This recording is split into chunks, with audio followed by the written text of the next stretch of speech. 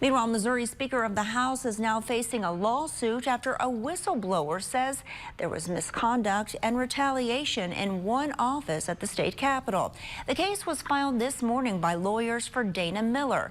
She's been the House clerk for more than 20 years under 11 different speakers.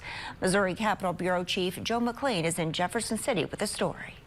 What I've learned with the speaker is I got along with the speaker until I told him no.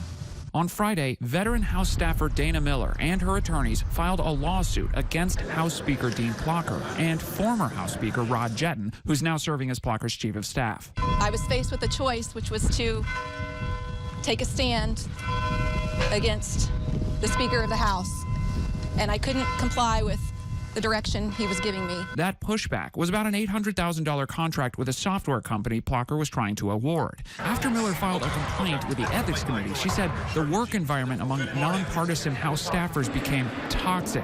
In a March 5th memo to the Ethics Committee, House Director of Administration Lori Hughes wrote, quote, "In my over 21 years of state government service, I have never witnessed or even been involved in such a hostile work environment that is so horrible that I'm living in fear every day of losing my job." A months-long ethics committee process, much of it behind closed doors, resulted in the complaint against Plocher being dismissed by the ethics committee over the strong objections of Republican chairwoman Hannah Kelly. At the time, Plocher called the complaint an attempted power grab. We now know that it's the bureaucrats in the House that attempted a coup by trying to target the Speaker's office, hoping to displace and overthrow duly elected officials for control of the legislature. Plocher's office didn't immediately respond to requests for comments about the lawsuit Friday. Miller said she filed it because she believes the ethics process in the House failed to hold its most powerful member accountable. We are now going to the judicial branch to seek enforcement of the laws that they themselves passed and should have been following.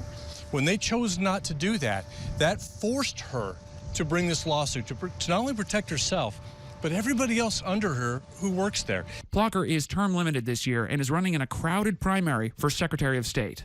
In Jefferson City, Joe McLean, WGEM News.